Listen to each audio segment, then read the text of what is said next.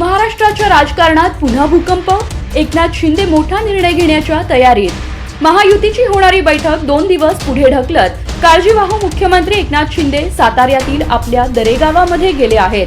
त्यामुळे एकनाथ शिंदे नाराज असल्याच्या चर्चा आहेत. मात्र शिंदेचे विश्वासू नेते संजय शिरसाट यांनी एकनाथ शिंदे मोठा निर्णय घेण्याच्या तयारीत असल्याने गावी गेले असल्याचे सांगितले. सोलापुरातील वर्दळीची ठिकाणे पोलिसांच्या नजरेआड. रेल्वे स्टेशन, एसटी स्टँड मधील प्रवासी आणि बाजार समितीतील शेतकरी, शेतमाल असुरक्षित. येथील मुख्य बस स्थानकावरून दररोज 1000 पर्यंत गाड्या ये-जा करतात. दररोज अंदाजे 15,000हून अधिक प्रवासी येथून विविध बस गाड्यांमधून प्रवास करतात. रेल्वे स्थानकावरूनही दररोज 30 ते 35,000 प्रवाशांची ये-जा होते. बाजार समितीत दररोज 8 ते 10 कोटींची उलाढाल असते. तरी देखील या तिन्ही महत्त्वाच्या ठिकाणी पोलिसांचे कायमस्वरूपी लक्ष नसल्याची वस्तुस्थिती आहे. बाजार समितीतून वाहने, शेतमालाची चोरी, एसटी स्टँडवरून प्रवाशांची रोकड, दागिने चोरी व रेल्वे स्थानक परिसरात रिक्षा चालकांची मनमानी चालते. सुशील कुमार प्रणिती शिंदेंच्या निर्णयामुळे सोलापुरात काँग्रेसचा पराभव. जिल्हाध्यक्षांचा गंभीर आरोप. विधानसभा निवडणुकीत स्थानिक नेत्यांनी घेतलेल्या चुकीच्या निर्णयामुळे सोलापुरात काँग्रेस पक्षाचे नुकसान झाले आहे, असा आरोप काँग्रेसचे जिल्हाध्यक्ष धवलसिंह मोहिते पाटील यांनी नाव न घेता ज्येष्ठ नेते सुशील कुमार शिंदे आणि खासदार प्रणिती शिंदे यांच्यावर केला. त्यासंबंधीचा अहवाल आपण लवकरच काँग्रेसचे प्रदेशाध्यक्ष नाना पटोले यांना देणार आहोत, असेही मोहिते पाटील यांनी स्पष्ट केले.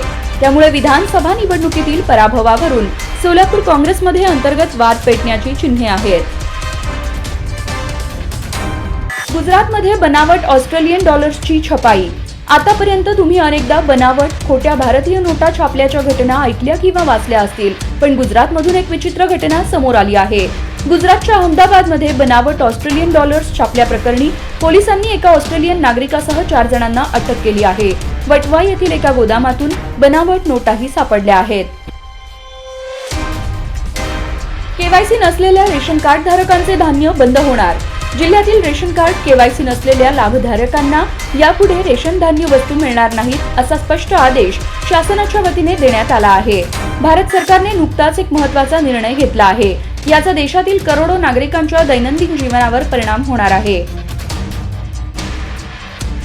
निवडणुकीत गैरहजर राहणाऱ्या 61 जणांना कारणे दाखवा नोटीस.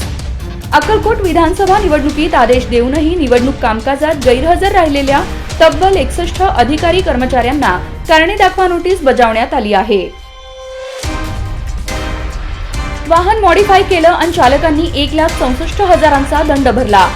नवीन गाडी घेतल्यानंतर ती इतरांपेक्षा वेगळी दिसावी यासाठी हौशी चालक त्यात बदल करतात. मात्र असे बदल करणे नियमबाह्य असल्याने आरटीओने घेतलेल्या मोहिमेत 3,136 वाहनांची तपासणी केली आहे.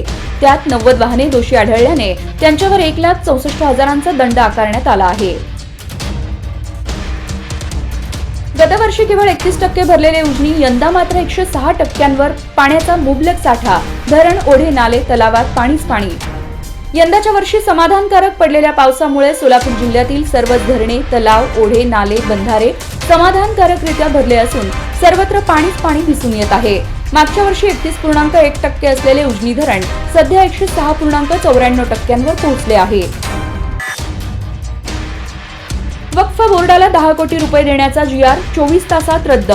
वक्फ बोर्डाला 10 कोटी रुपयांचा जाहीर केलेला निधी वितरित करण्याबाबतचा जारी झालेला जी.आर. वाद उद्भवल्यानंतर एका दिवसातच रद्द करण्यात आला. अल्पसंख्याक विभागाने गुरुवारी जी.आर. जारी केला होता. देवेंद्र फडणवीस यांनीही याबाबत नाराजी व्यक्त केली होती. शिल्पा शेट्टीच्या घर आणि ऑफिसवर ईडीची धाड. प्रसिद्ध अभिनेत्री शिल्पा शेट्टी आणि तिचा पती राज कुंद्रा यांच्या अडचणी वाढल्या आहेत. शिल्पा शेट्टी आणि राज कुंद्रा या दोघांच्या घरावर आणि ऑफिसवर ईडीची धाड पडली आहे. जुहू येथील घर आणि ऑफिसवर ही धाड पडली आहे. त्यामुळे या दोघांच्या मागे सुरू असलेलं शुक्लकाष्ठ काही संपत नाही अशी स्थिती आहे.